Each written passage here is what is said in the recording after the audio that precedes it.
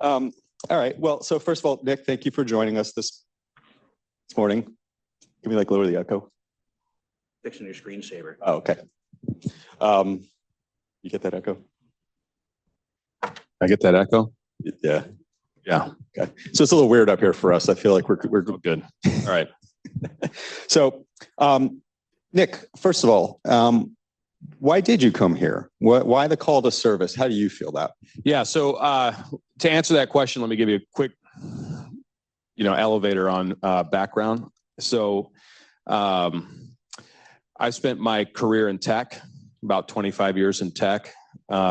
Started off in college running Cat5 cable and dropping hubs and switches, and worked later in software development, and then worked at Ford Motor Company in Dearborn, Michigan. I was a global technology manager there, and after a few years left Ford and started a software development company.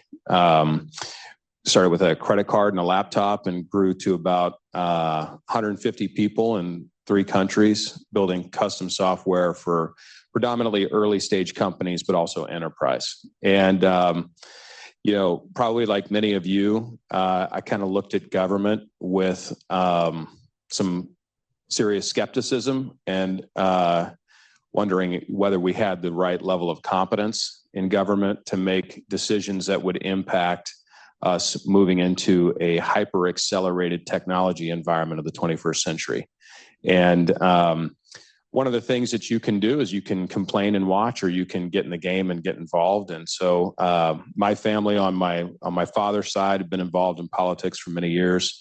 They're Democrats. I'm a Republican, come from a different perspective, but I think we share the commitment. We are too dependent on undependable. I agree. Way too dependent. And so anyway, I came to the table. I said, you know what? I can be a part of the solution, or I can be someone from the cheap seats throwing rocks, and got involved. And here we are. And so what's important to you, and what do you see that is possible in your role in Congress in this area?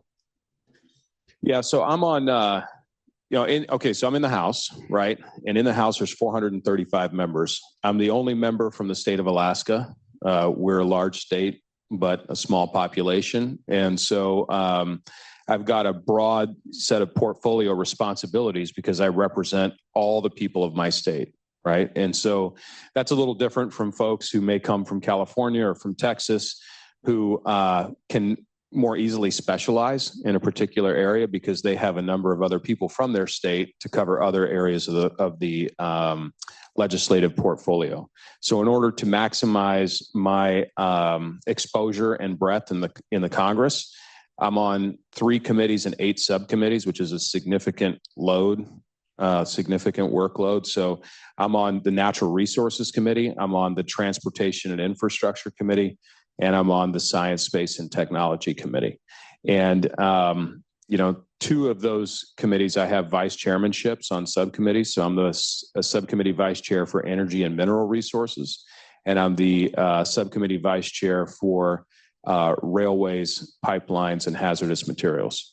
And so certainly on those subcommittees, there is a nexus with security.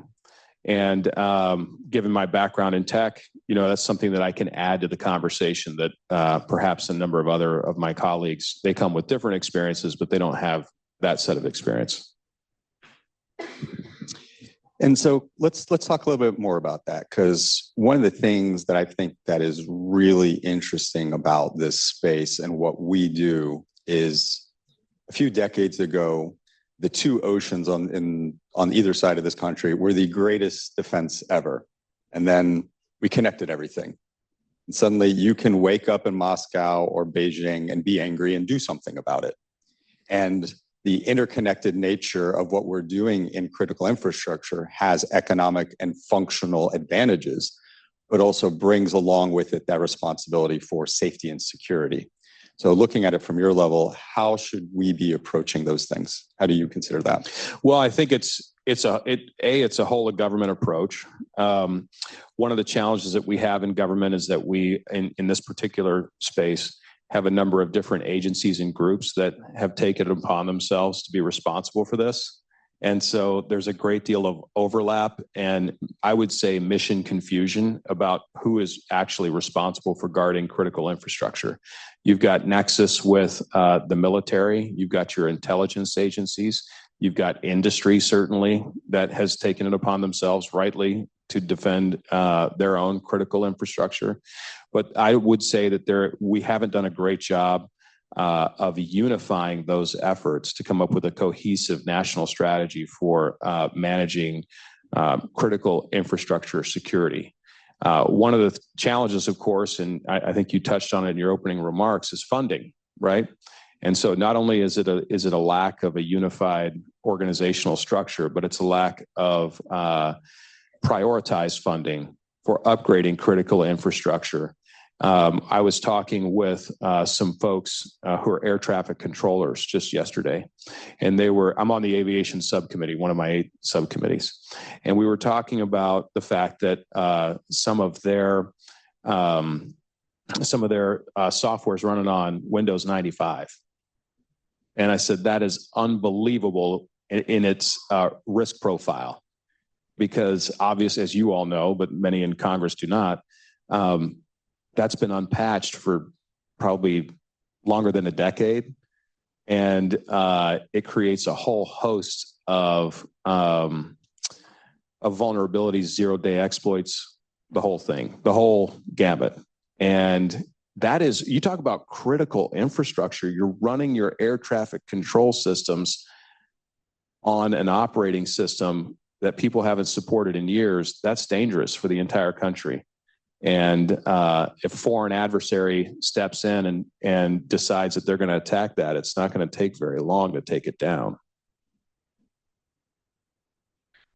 So part of that is harmonization, because one of the, again, features of this country is we have the federalist approach, right? So we have what happens at the federal level, we have what happens at the state level, and there can be conflicting regulations, there can be conflicting capabilities, and sometimes funding. Usually funding isn't the problem. It's not often that funding competes.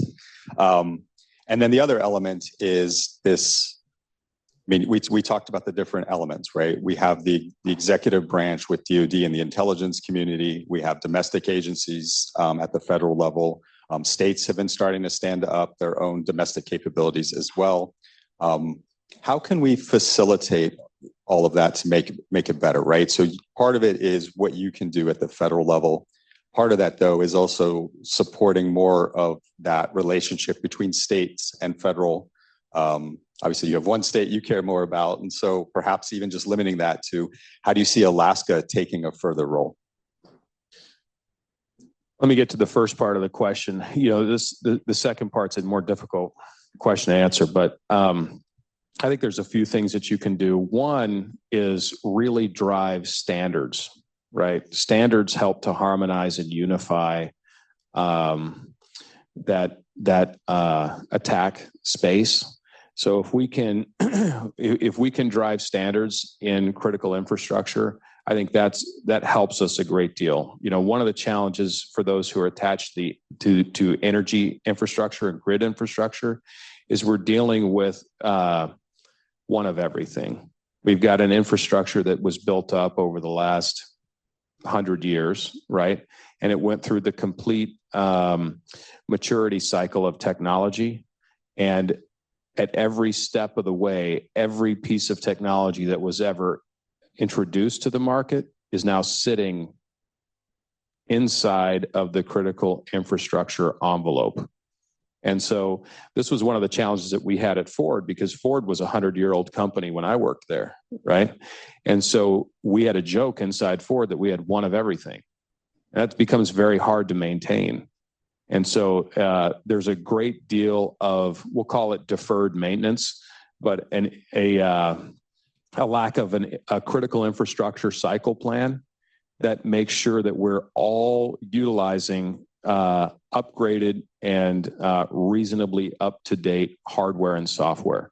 So I think that driving standards is probably one of the most important things that the industry can do, because it's a backdoor way to harmonize the sort of the whole of government approach. And government will never be capable of driving those standards. Their standards will be 10 years old by the time they're introduced. So industry has to lead with that. So I think that's important. Open frameworks are also really important as you're thinking about how you drive standards, making sure that you've got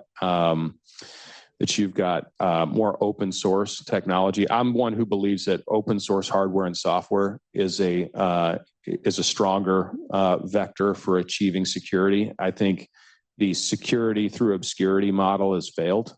And particularly when you're talking about critical infrastructure, because adversaries will find the vulnerabilities because it's a high value target. So I think evangelizing open source hardware and software, I think harmonization of standards are great ways that industry can provide leadership to government. Don't look to government for leadership on this issue.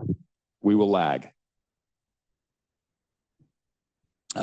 So the hard part of the question that I asked, Alaska, how's Alaska going to lead? I'm not sure Alaska's in a position to lead. Let's be clear. You know, we're not known as a high-tech state. I'm sort of an anomaly coming from Alaska, but there are some things about Alaska that are instructive.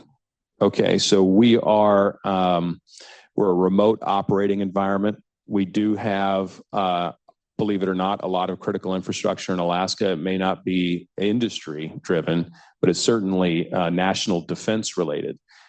We are home to the nation's early warning missile defense capabilities.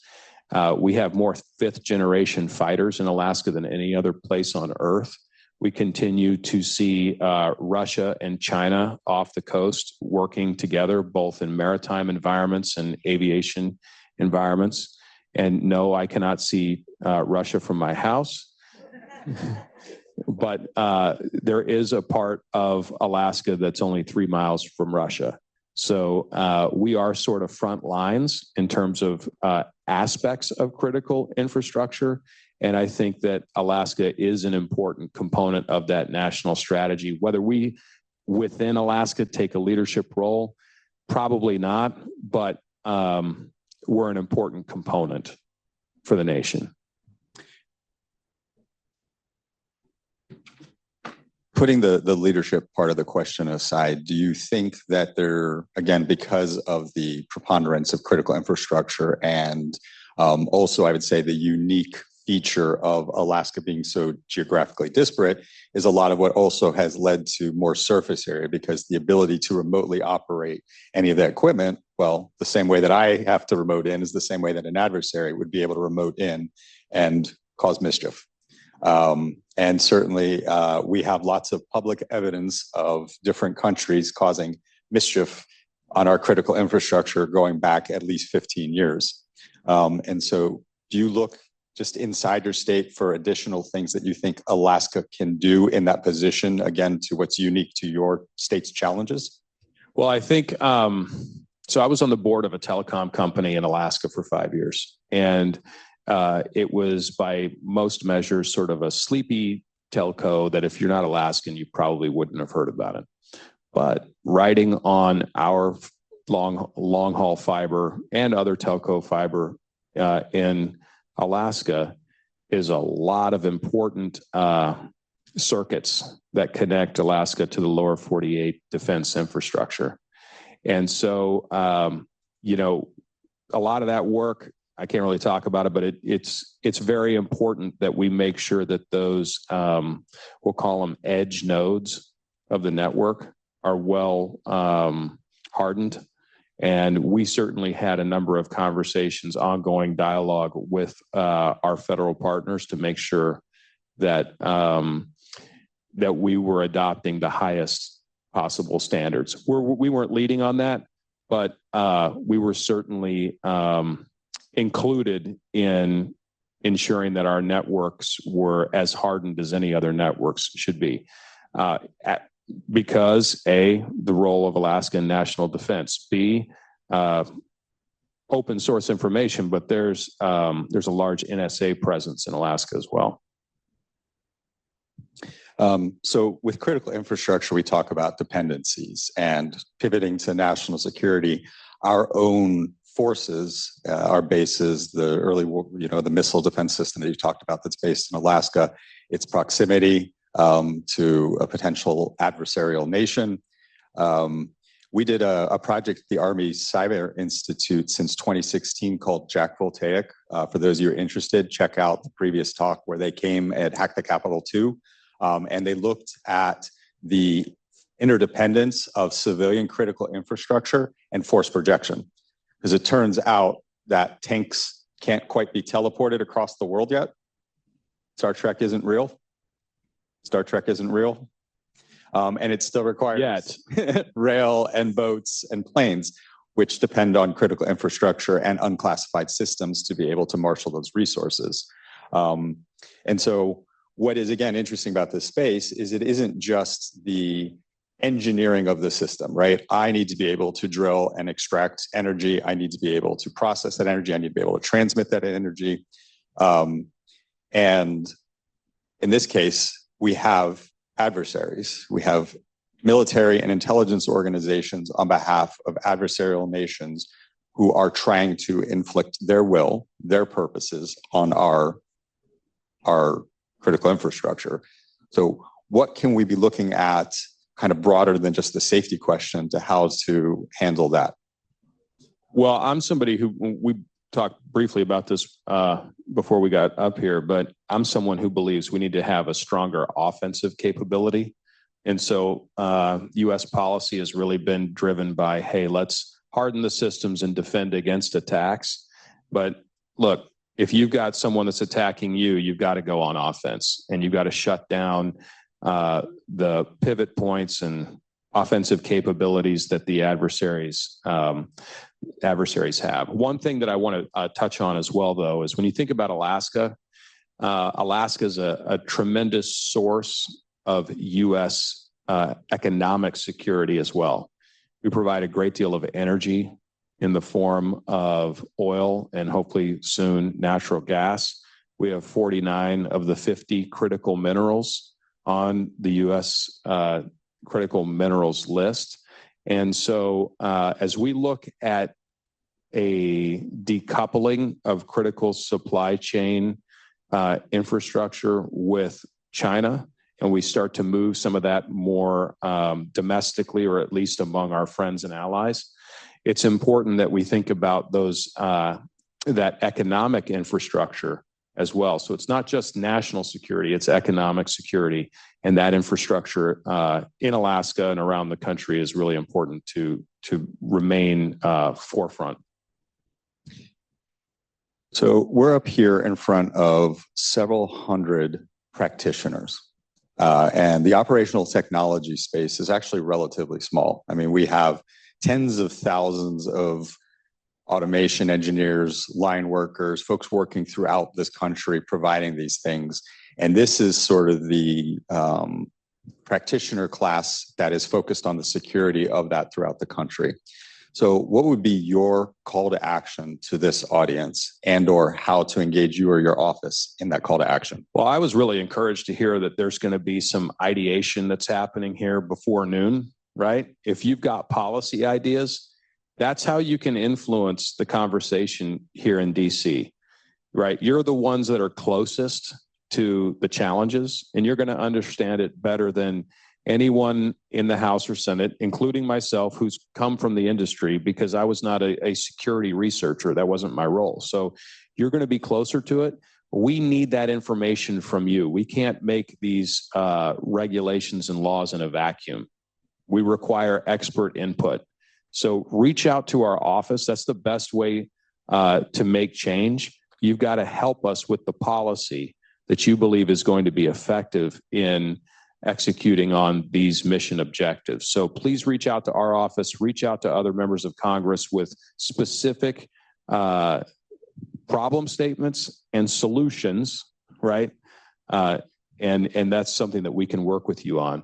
One of the challenges in this job generally is that it's easy to point out problems, but we need answers. So help us with the answers. For those of you who were wondering what your homework was going to be for the next day and a half, and you wanted the easy button, contact Nick's office. So your homework can be coming up with a policy idea and following up and reaching out. Again, one of the things that I've seen as the strengths of this conference has been that it's the relationships we build. And realistically, we're not solving the problems here over the next day and a half, right? Critical infrastructure didn't miraculously get better because we talked about it. Surprise, right? The Windows 95 problem didn't get better because we talked about it. That's been out there a while. And it's been out there for a while. So these relationships, these kinds of contacts, they mean it. And so please do follow up and take Nick's advice for those of you, again, who are looking for a homework and you weren't sure what you were going to be coming away from the next day and a half with. Any last thoughts that you would like to leave with our audience? Well, I'm just really encouraged to see so much participation here, broad participation. I was talking with folks who are from industry, talking with folks who are from government. And at the end of the day, this is one of those areas of public-private partnership that are going to be necessary in order to achieve the objective. Now, we all know the work that's done in this room is never finished. The attack surface continuously changes. You patch and fix some problems on one system, and then another new system or two new systems pop up. That's again why driving standards and harmonized hardware and software reduces the attack surface and allows us to concentrate our limited energy and funding on securing things it's a more achievable mission when you do that. If I've got to secure and patch 100 different systems, it's a lot harder than if I have to do that with 5, right? So we look to you for that kind of leadership. We look to you for those standards. Help us with that as well. Nick, really appreciate your time this morning. Thank you.